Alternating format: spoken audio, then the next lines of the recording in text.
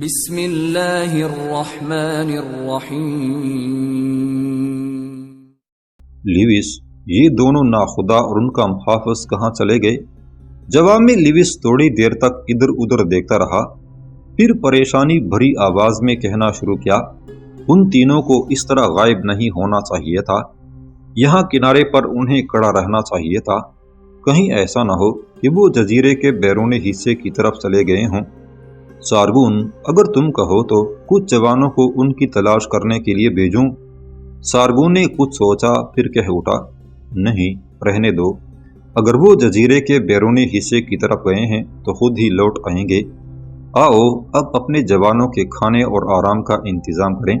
سارگون نے اپنے نائب کے ساتھ یہ گفتگو ختم ہی کی تھی کہ وہ چونک پڑا، اس لیے کہ ان کے دائیں جانب سے سرخ بجلیوں کے گہواروں کے اندر سے نمودار ہونے والے جہاں سوزی اور تباہکاری پھیلانے والے کروٹیں لیتے طوفانوں کی طرح احمد بن سعید اپنے لشکر کے ساتھ نمودار ہوا تھا۔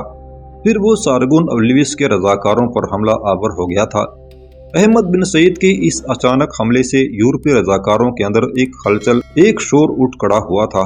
وہ اس حملے کی توقع ہی نہیں رکھتے تھے۔ حملہ آور ہوتے ہی ایک طرف سے احمد بن سعید نے ان کا قتل عام شروع کر دیا تھا۔ سارگون اور لیوس ابھی تک یہ نہ پہچان پائے تھے کہ حملہ آور ہونے والوں کی رہنمائی میخائیل اور مغفور کا محافظ کر رہا ہے۔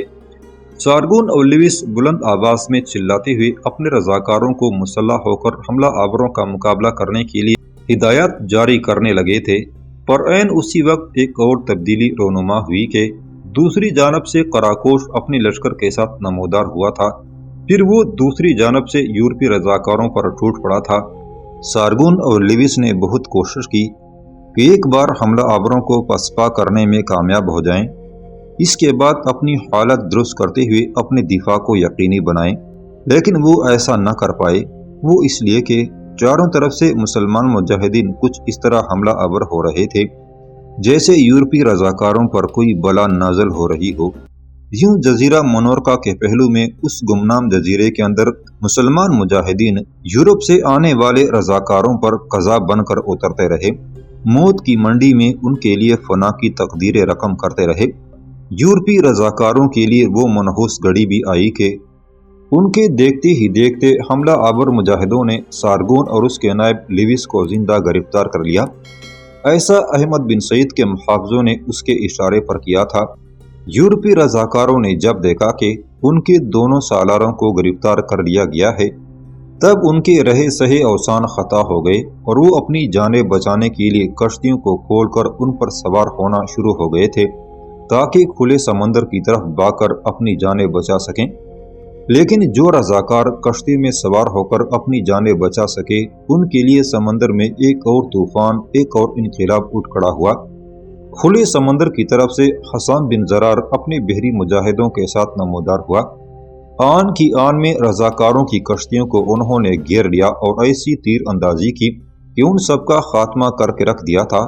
یوں یورپ سے آنے والے ان سارے جنونی رضاکاروں کا خاتمہ کر دیا گیا تھا۔ دشمن کا صفایا کرنے کے بعد احمد بن سعید نے اپنے لشکر کو ایک جگہ جمع ہونے کا حکم دیا۔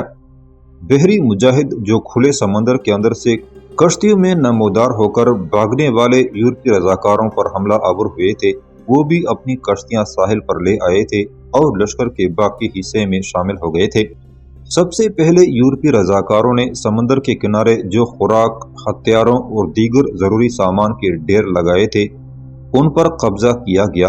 اس کے بعد احمد بن سعید سمندر کے کنارے ایک قدرے بلند اور چوڑے پتھر پر بیٹھ گیا اور یورپی رضاکاروں کے سالار سارگون اور اس کے نائب لیوس کو پیش کرنے کا حکم دیا۔ اس موقع پر احمد بن سعید کے دائیں طرف قراقوش بیٹھا ہوا تھا، بائیں جانب بحری سالار حسان بن زرار تھا، چھوٹے بڑے سالار بھی دائیں بائیں کھڑے تھے۔ کچھ مسلح جوان سارگون اور لیوس کو پکڑ کر لائے اور احمد بن سعید کے سامنے لا کھڑا کیا۔ سارگون اور لیوس تھوڑی دیر تک بڑے غور، بڑے تعجب اور شک و شبہ کی نگاہ سے احمد بن سعید کی طرف دیکھتے رہے۔ پھر سارگون نے احمد بن سعید کو مخاطب کیا، کیا تم وہی گھٹیا اور کم تر غلام نہیں جو ان ناخداؤں کے غلام اور محافظ کے فرائض انجام دیتے تھے، جن کا نام میخائیل اور مغفور تھے، جنہوں نے اس جزیرے تک ہماری رہنمائی کی تھی؟ لگتا ہے انہوں نے ہمیں دھوکہ دیا ہے۔ سارگون جب خاموش ہوا تو لیوس نے بڑے غصے اور بڑی قہرمانی سے احمد بن سعید کی طرف دیکھتے ہوئے کہنا شروع کیا، تم ایک دھوکہ باز، فریبی اور چال باز انسان نکلے ہو۔ لیوس کو اس سے مزید کچھ کہنے کی مہلت نہ ملی، اس لیے کہ سارگون کی گفتگو سے پہلے ہی قراقوش کی حالت ایسی ہو گئی تھی جیسے اس پر ابلتا ہوا پانی اونڈیل دیا گیا ہو یا بھوس میں اچانک آگ بھڑک اٹھی ہو۔ سارگون کی گفتگو سے پہلے ہی اس کے ذہن اور دل میں ایک ستیزہ کاری اٹھ کھڑی ہوئی تھی۔ اس کی آنکھوں میں وقت کی آندھیوں کا بدترین غبار تھا اور چہرے پر بے چین شراروں کے آثار۔ جب ایسی ہی گفتگو لیوس نے بھی کی تب اچانک بھڑک اٹھنے والی آگ کی طرح قراقوش اپنی جگہ پر اٹھ کھڑا ہوا۔ طوفانی انداز میں وہ آگے بڑھا اور لگاتار کئی تماچے اس نے باری باری سارگون اور لیوس کے منہ پر دے مارے تھے۔ پھر ہولناک انداز میں انہیں مخاطب کرتے ہوئے وہ بڑک اٹھا، ابلیس زادو، عزازیل کے گماشتو، جس شخص کے خلاف تم نے بدترین الفاظ استعمال کیے ہیں وہ ہم لوگوں کی زندگیوں کی افق پر امید کی آخری کرن ہے، وہ ہمارے لیے اجالوں کا ستارہ ہے۔ یہ میخائیل اور مغفور نام کے ناخداؤں کے غلام اور محافظ نہیں بلکہ ہمارے امیر احمد بن سعید ہیں۔ قسم خداوند وحدہ لا شریک کی، اگر میرے امیر حکم دیں تو میں قراقوش یہیں کڑے کڑے تم دونوں کو لوہے کی لگام ڈال کر رکھ دوں۔ اپنے منہ پر تماچے پڑنے کی وجہ سے سارگون اور لیوس دونوں بھڑک اٹھے تھے۔ پھر سارگون نے باری باری قراقوش اور احمد بن سعید کی طرف دیکھتے ہوئے کہنا شروع کیا، کیا تم میں سے کوئی ایسا ہے جو مجھ سے تیغزنی کا مقابلہ کر سکے؟ میں نہیں جانتا تم کون لوگ ہو، بحری قزاق ہو یا کسی ملک سے تمہارا تعلق ہے۔ تم میں کوئی جوان، کوئی دلیر اور شجاع ہو تو میرے ساتھ تیغزنی کا مقابلہ کرے۔ اگر وہ تیغزنی میں مجھ سے جیت جائے تو اس کو اجازت ہوگی کہ وہ ہم دونوں کی گردنیں کاٹ دیں، اور اگر میں اس سے تیغزنی جیت گیا تو تمہیں ہم دونوں کو آزاد کرنا ہوگا۔ ہم جہاں چاہیں چلے جائیں، اس کے لیے تم رکاوٹ نہیں بنو گے۔ اس موقع پر قراقوش کا ہاتھ بے ساختہ اپنی تلوار کے دستے کی طرف چلا گیا تھا، پھر ایک جھٹکے کے ساتھ اس نے اپنی تلوار بے نیام کی۔ سارگون اور لیوس کو مخاطب کر کے کچھ کہنا ہی چاہتا تھا کہ ہاتھ کے اشارے سے احمد بن سعید نے اسے روکا۔ احمد بن سعید کے اس اشارے پر قراقوش بولتے بولتے رک گیا۔ ہاتھ ہی کے اشارے سے جب احمد بن سعید نے اسے دوسری بار سمجھایا تو اس نے اپنی تلوار نیام میں ڈالی اور پیچھے ہٹ کر اس جگہ آ بیٹھا تھا جہاں سے وہ اٹھ کر سارگون اور لیوس کی طرف بڑھا تھا۔ احمد بن سعید کے ان اشاروں پر سارگون کو اپنے لیے امید کی کوئی کرن دکھائی دی۔ اس نے اس موقع پر بڑے غور سے احمد بن سعید کی طرف دیکھا۔ اس نے جائزہ لیا۔ احمد بن سعید کے چہرے پر اس لمحے سپاہیانہ وقار تھا۔ وہ اس وقت کھردرے کپڑے کی اوباپ پہنے ہوئے تھا جس کے اندر سارگون اور لیوس دونوں کو وہ تباہی کی آگ کی طرح محسوس ہوا۔ تھوڑی دیر تک خاموشی رہی، پھر احمد بن سعید نے سارگون اور لیوس کو مخاطب کر کے کہنا شروع کیا، سارگون، جو چیلنج تم نے دیا ہے میں احمد بن سعید اسے قبول کرتا ہوں۔ سارگون اور لیوس کو محسوس ہوا کہ احمد بن سعید کی آواز ایسی زوردار تھی جیسے بے روک آندھی بے تحاشا قوتوں کے اندر گندک اور کوئلوں کا دھماکہ ہوا ہو۔ کچھ دیر تک مزید خاموشی رہی، پھر احمد بن سعید نے اپنے پہلو میں بیٹھے ہوئے قراقوش کے کان میں سرگوشی کی، جسے سن کر قراقوش اپنی جگہ پر اٹھ کھڑا ہوا اور ایک طرف چلا گیا۔ تھوڑی دیر بعد وہ لوٹا اور احمد بن سعید کے قریب آیا۔ اس کے ہاتھ میں وہی تلوار تھی جو تلوار لے کر احمد بن سعید نے میخائیل اور مغفور کے محافظ کے فرائض انجام دیے تھے، وہی سیدھے پل کی قیمتی دستے والی تلوار جو لکنت کی بندرگاہ میں حسان بن زرار نے اسی مہیا کی تھی۔ احمد بن سعید نے وہ تلوار قراقوش سے لے لی۔ تھوڑی دیر تک وہ الٹ پلٹ کر تلوار کا جائزہ لیتا رہا، پھر تلوار اس نے اپنی بائیں جانب رکھ دی۔ کچھ دیر تک وہ سوچتا رہا، پھر اس کی نگاہیں اپنے سامنے کھڑے سارگون اور لیوس پر جم گئی تھیں۔ اس کے بعد اس کی آواز آتش فشاں کی طرح بڑکتی ہوئی سنائی دی تھی، سارگون، یہی تلوار تم نے اپنے جہاز کے اندر مجھ سے چھین لی تھی۔ اس وقت میں کوئی احتجاج نہ کر سکا تھا۔ میری حالت وہاں یقیناً ایک بے بس انسان، ایک محافظ، ایک غلام کی سی تھی، لیکن یہاں اس جزیرے میں میں ایک آزاد انسان ہوں۔ جس طرح میں جہاز میں تمہارے سامنے بے بس تھا، اس وقت تم میرے سامنے بے بس ہو۔ لیکن میں تمہاری بے بسی سے اور اپنی آزادی سے ناجائز فائدہ نہیں اٹھاؤں گا۔ تمہارے ساتھ ویسا بدترین سلوک نہیں کروں گا جو تم نے میرے ساتھ ترکونہ کی بندرگاہ میں کیا۔ تمہارے ساتھ ایسا رویہ روا نہیں رکھوں گا جو تم نے اپنے جہاز کے اندر میرے ساتھ کیا۔ تم ایسے متعصب انسان تھے کہ میں نے تمہارے سامنے میخائیل اور مغفور کے غلام نہیں بلکہ محافظ کی حیثیت سے سفر کیا، لیکن تم نے تعصب کی بنا پر مجھے اپنے ساتھ بیٹھنے سے روک دیا اور مجھے اپنے خادموں کی آرام گاہوں کی طرف بھیج دیا تھا۔ جانتے ہو میں نے پھر بھی کوئی اعتراض نہیں کیا۔ تم نے جو چیلنج دیا ہے میں اسے بخوشی قبول کرتا ہوں۔ میں تم دونوں سے بیک وقت تیغ زنی کا مقابلہ کروں گا۔ اگر تم دونوں مجھ سے جیت گئے تو یہ تلوار جو میرے سامنے پڑی ہے، جو کسی نائٹ کی ہے اور جو مسلمانوں کے ہاتھوں مارا گیا تھا، یہ تلوار بھی تمہیں انعام میں دوں گا، کچھ نقدی بھی تمہیں دوں گا اور تمہیں جہاں چاہو جانے کی اجازت دے دوں گا۔ اور اگر تم دونوں مجھ سے ہار گئے تو میں تم دونوں کی گردنیں کاٹ دوں گا، اس لیے کہ تم نے اسپین کے اندر مسلمانوں کا خون بہایا۔ اس کا انتقام بہرحال تم دونوں سے لیا جائے گا۔ احمد بن سعید کی اس گفتگو سے سارگون کے چہرے اور آنکھوں میں دور دور تک خوشیاں ہی خوشیاں رقص کرنے لگی تھیں۔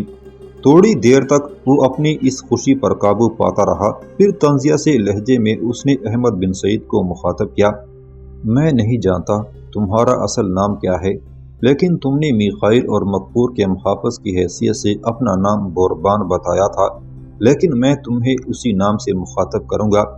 سن بوربان، تیغ زنی بچوں کا کھیل نہیں ہے۔ تم بیک وقت ہم دونوں کو مقابلے کی دعوت دیتے ہوئے حماقت اور بے وقوفی کا مظاہرہ کر رہے ہو۔ میں اس وقت سے ڈرتا ہوں جب تم ہم دونوں کے سامنے خون میں لت پت یہاں اپنے ساتھیوں کے درمیان کھڑے ہوگے۔ میں اس وقت سے ڈرتا ہوں جب تم ہم سے ہارو گے اور اپنی زندگی سے ہاتھ دھو بیٹھو گے۔ دوسری بات جس کا مجھے خطرہ ہے وہ یہ کہ اگر ہم دونوں اکٹھے تم اکیلے سے مقابلہ کریں تو یہ ہم دونوں کی توہین اور ہتک ہے۔ میں تمہیں یقین دلاتا ہوں کہ میں اکیلا ہی چند لمحوں کے اندر تمہیں پچاڑ کر رکھ دوں گا۔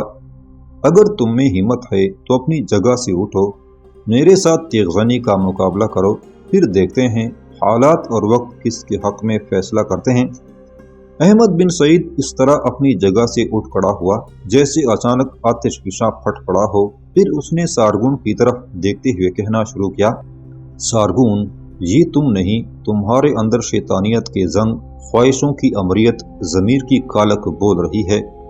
میں تمہارے سامنے بچہ نہیں، میں تاریک افق پر امید کی کرنیں بھی دیکھ چکا ہوں، رزمگاہوں میں زندگی موت کے مناظر بھی دیکھ چکا ہوں۔ میرے مقابلے میں آنے سے پہلے اپنے ذہن میں یہ بات یاد رکھنا کہ باولی کتے زیادہ دیر تک منمانی نہیں کر سکتے۔ عقابوں کے نشیمن میں گدھ، آندھیوں کے سفر میں چربی کے چراغ، شیروں کی کھچار میں لومڑیاں، مجاہدوں کی جولان گاہوں میں تم جیسے جنگجو زیادہ دیر تک قیام نہیں کر سکتے۔ سارگون نے اس موقع پر عجیب سے انداز میں احمد بن سعید کی طرف دیکھا، پھر اس نے اپنی پشت پر بندھی ہوئی ڈال کھولی اور ڈال کو ایک طرف پھینکتے ہوئے کہا، یہ ہماری توہین ہے کہ تم اکیلے کے ساتھ میں اور لیوس تلوار اور ڈال کے ساتھ مقابلہ کریں۔ اس موقع پر لیوس نے بھی ڈال کھولتے ہوئے سارگون کی طرح ڈال کو ایک طرف پھینک دیا۔ سارگون کی آواز پھر سنائی دی، سن بوربان، میں پہلے ہی تمہیں کہہ چکا ہوں کہ اس مقابلے میں تمہارے لیے اکیلا ہی کافی ہوں، لیکن اب جب کہ تم میرے ساتھ لیوس سے بھی بیک وقت مقابلہ کرنا چاہتے ہو تو مجھے کوئی اعتراض نہیں۔ ہاں، اس کا اثر اتنا ضرور ہوگا کہ مقابلہ پہلے کی نسبت مزید مختصر اور عرضی ہو کر رہ جائے گا۔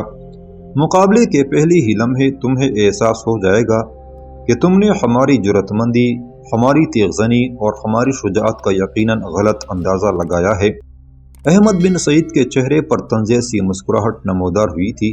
اس کے بعد اس کی آواز پھر سنائی دی، تم میرے اندازوں کو چھوڑو، میرے اندازے غلط ہوں یا صحیح، آؤ مقابلے کی ابتدا کریں۔ تمہیں یقین دلاتا ہوں کہ اگر میں اس مقابلے میں ہارنے بھی لگا تب بھی باہر کھڑے میرے ساتھیوں میں سے کوئی بھی نہ دخل اندازی کرے گا نہ مزاحمت۔ اس کے ساتھ ہی سارگون اور لیوس نے ایک دوسرے کو اشارہ کیا، پھر دونوں سانڈ کی طرح آگے بڑھے اور بیک وقت احمد بن سعید پر انہوں نے خطرناک وار کر دیے۔ احمد بن سعید نے بڑی مہارت اور جرأتمندی سے سارگون کی تلوار کو اپنی تلوار پر، لیوس کی تلوار کو اپنی ڈھال پر روکا تھا۔ پھر پلک چھپکتے میں احمد بن سعید کا پاؤں سارگون کے پیٹ میں پڑا تھا۔ سارگون پیچھے ہٹا تھا، اس کا پیچھے ہٹنا تھا کہ احمد بن سعید نے اپنی تلوار کا دستہ اس قوت سے لیوس کے منہ پر مارا کہ لیوس کے 2 دانت ٹوٹ کر گر گئے تھے۔ لیوس شدت کرب کا اظہار کرتے ہوئے پیچھے ہٹ گیا تھا۔ اپنی اس کامیاب کارروائی کے بعد احمد بن سعید کی حالت مزید موت کے علاوہ آگ کے طوفان کی طرح ہو گئی تھی۔ لیوس کو زخمی اور درد کی شدت میں دیکھتے ہوئے سارگون بھی پیچھے ہٹا اور لیوس کے سامنے آ گیا تھا تاکہ اس پر حملہ آور ہو کر احمد بن سعید اسے مزید نقصان نہ پہنچائے۔ لیکن احمد بن سعید پر تو اس وقت غضب و غصہ سوار ہو چکا تھا۔ بجلی کے کوندوں کی طرح وہ آگے بڑھا، پھر اپنی تلوار سامنے لہراتے ہوئے سارگون کو مخاطب کیا۔ سن مورخ، بے تمیز انسان، اب وقت آ گیا ہے کہ میں تیرے تن بدن کی ہوس کو تیرے ہی بدن کی آگ میں تبدیل کر دوں۔ پھر احمد بن سعید بھپرے ہوئے تند دھاروں کی طرح آگے بڑھا اور سارگون پر حملہ آور ہو گیا تھا۔ لیوس ابھی تک اس قابل نہ ہوا تھا کہ اپنی تلوار سونت کر احمد بن سعید کے سامنے آتا۔ سارگون ابھی تک اس کے سامنے رہتے ہوئے دفاع کر رہا تھا۔ اچانک احمد بن سعید نے سارگون پر ایک ساتھ اپنی تلوار اور ڈال برسا دی۔ سارگون نے احمد بن سعید کی تلوار کو اپنی تلوار پر اور اس کی ڈال کو اپنی ڈال پر روکا۔ ابھی یہ کارروائی مکمل بھی نہ ہوئی تھی کہ احمد بن سعید نے دوسری کارروائی کر دی۔ احمد بن سعید نے فوراً اپنی تلوار سارگون کی تلوار سے علیحدہ کی، پھر اسے بلند کیا۔ سارگون نے دیکھا کہ احمد بن سعید دوبارہ اس کے دائیں کندھے کو نشانہ بناتے ہوئے اپنی تلوار گرانا چاہتا تھا۔ سارگون نے اپنی تلوار سامنے کرتے ہوئے اپنے دائیں کندھے کو محفوظ کیا، لیکن احمد بن سعید نے فوراً پینترا بدل لیا۔ اچانک پرجوش اور بلند آواز میں احمد بن سعید نے اپنا نعرہ بلند کیا، استعین باللہ۔ اس کے ساتھ ہی احمد بن سعید ہوا میں اچھلا۔ اپنا رخ اس نے فوراً بدلا۔ دائیں کندھے کے بجائے اس نے اپنی تلوار کو پلک چپکنے کے سے انداز میں سارگون کے بائیں کندھے پر گرایا تھا۔ سارگون فوراً اس موقع پر اپنا دفاع کرنا چاہتا تھا پر ناکام رہا، جس کے جواب میں احمد بن سعید کی تلوار نہ صرف اس کے بائیں شانے کو کاٹتی چلی گئی تھی بلکہ اس نے سارگون کے بائیں بازو کو بھی کاٹ کر رکھ دیا تھا جس میں اس نے ڈال پکڑ رکھی تھی۔ فضاؤں کے اندر ایک کربناک چیخ بلند ہوئی اور سارگون لاش کی صورت میں زمین پر گر گیا تھا۔ اس کا شانہ اس کے پیٹ کے نیچے حصے تک کٹ گیا تھا۔ سارگون کے گرنے پر لیوس نے انتہائی بے بسی سے اس کی طرف دیکھا، پھر اس کی نگاہیں احمد بن سعید کی طرف جم گئی تھیں۔ لیوس بڑی للچائی ہوئی نظروں سے اپنے قریب ہی پڑی ہوئی اس ڈال کی طرف دیکھ رہا تھا جو اس نے سارگون کی طرف دیکھتے ہوئے قریب ہی پھینک دی تھی۔ احمد بن سعید بھی اس کی حالت کو دیکھ رہا تھا۔ اس لمحے احمد بن سعید کے چہرے پر ہلکی سی فراخ دلانہ مسکراہٹ نمودار ہوئی تھی۔ پھر احمد بن سعید نے اسے مخاطب کیا، لیوس، میں تمہیں وقت دیتا ہوں، تمہارے قریب جو تمہاری ڈال پڑی ہے وہ اٹھاؤ۔ جب تک تم ڈھال نہیں اٹھا لیتے میں تم پر حملہ آور نہیں ہوں گا۔ لیوس سہمے انداز میں آگے بڑھا۔ قریب ہی پڑی ہوئی اس نے اپنی ڈال اٹھا لی، پھر مڑ کر وہ دوبارہ احمد بن سعید کی طرف دیکھ کر اٹھا۔ اس پر ابھی تک فکرمندی، رعب اور پریشانی طاری تھی، اس لیے کہ احمد بن سعید اس کے سامنے ایک انتہائی خونخوار حملہ آور کی طرح کھڑا تھا۔ اس کے ہاتھ میں وہ تلوار تھی جس سے ابھی تک سارگون کا خون ٹپک رہا تھا، بائیں ہاتھ میں اس کی ڈال تھی جسے اس نے اپنے سامنے کھڑا رکھا تھا۔